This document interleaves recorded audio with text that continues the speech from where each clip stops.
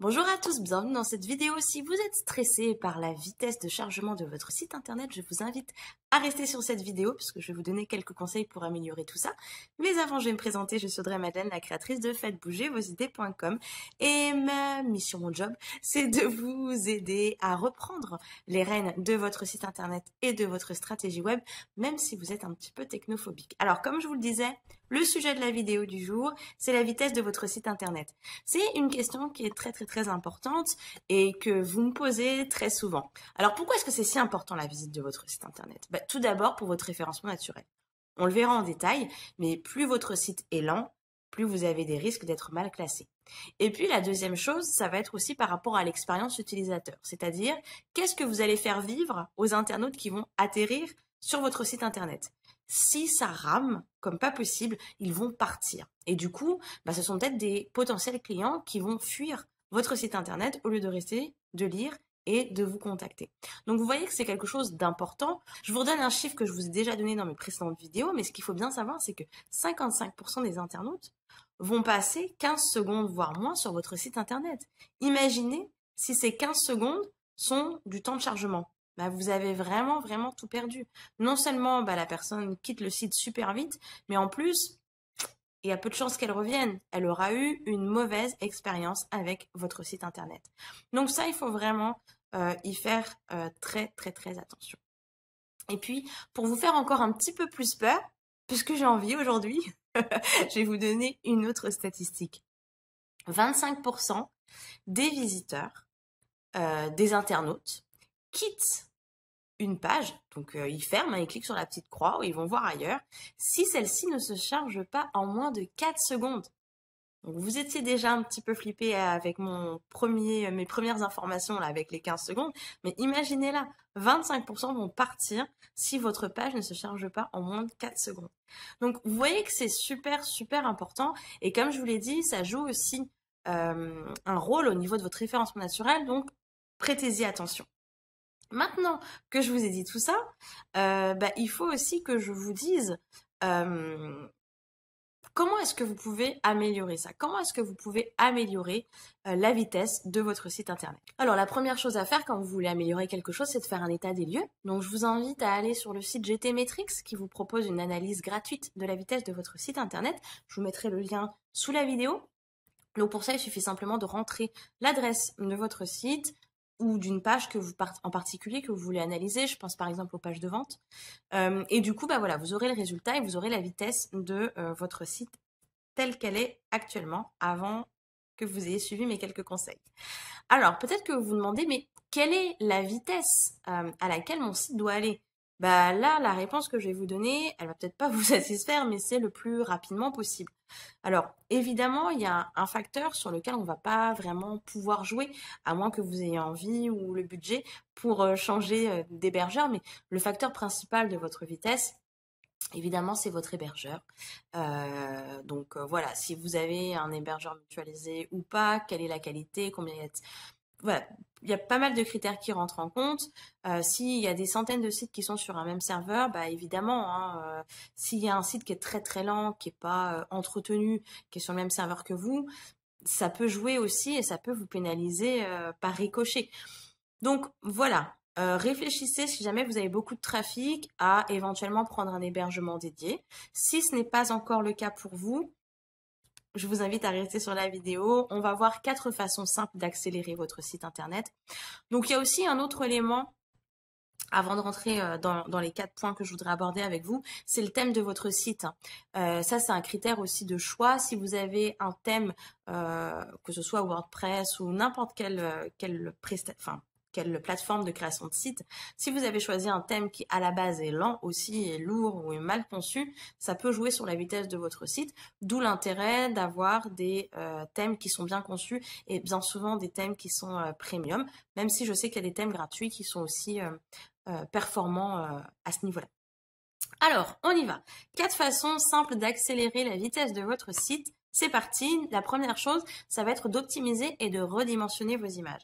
Si vous me mettez des images sur votre site internet de 4000 x 4000 pixels, vous voyez, des grosses images d'une super belle qualité, mais qu'en fait, sur votre site, vous avez simplement besoin de cette image-là, mais au format 300 par 300.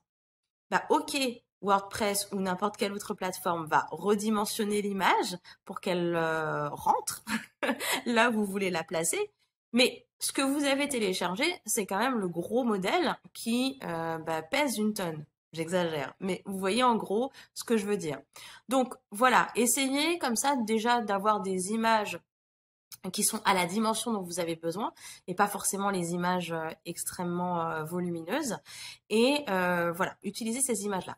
Si ce n'est pas le cas, si vous avez fait la boulette, il n'y a pas de problème, vous pouvez utiliser des plugins qui sont gratuits et qui vous permettent de voilà, d'optimiser un petit peu la taille de vos images et d'alléger un petit peu tout ça.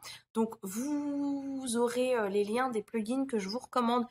Et je vous mettrai aussi le lien de l'article que j'ai écrit qui est sur mon blog et qui récapitule tout ça. Mais en gros, il y a www Image Optimizer ou plutôt WP Smudge. Je sais pas si ça se prononce comme ça. Il y en a d'autres, hein, mais voilà, c'est ceux que je connais et que j'ai testés. Donc, vous avez ce site. Ensuite, la deuxième chose, c'est d'avoir un plugin de mise en cache. La mise en cache, qu'est-ce que c'est? En fait, c'est le stockage temporaire des données. C'est-à-dire que vous avez peut-être déjà fait l'expérience d'aller sur un site. Bon, ok, ça charge pas mal. Vous y retournez le lendemain et là, waouh, ça se charge beaucoup plus rapidement. Pourquoi?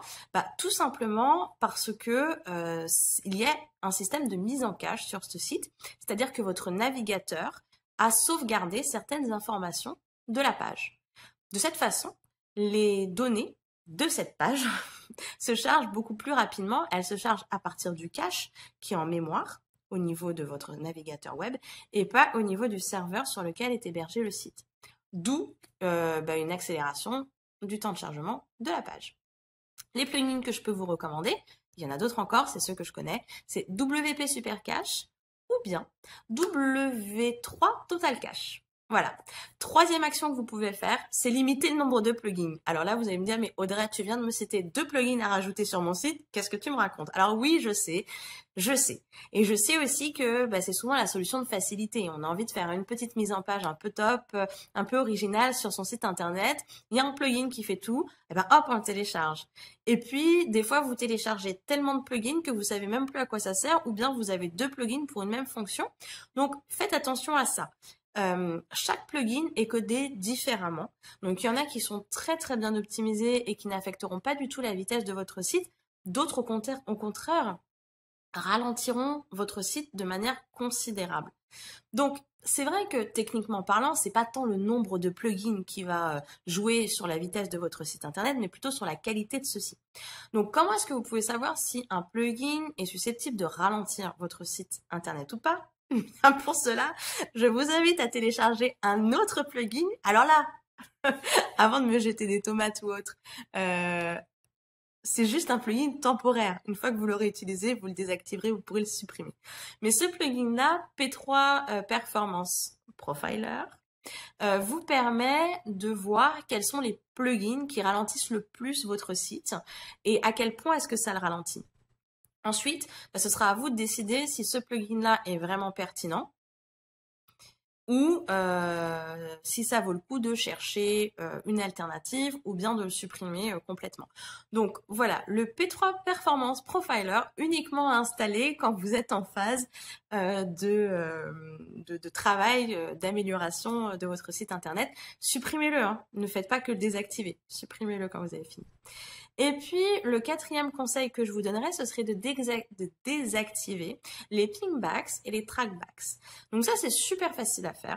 Les pingbacks et les rétroliens, en fait, c'est sympa parce que ça vous permet de savoir qui a partagé un lien de votre site, sur son blog, qui a mentionné vos contenus sur leur site.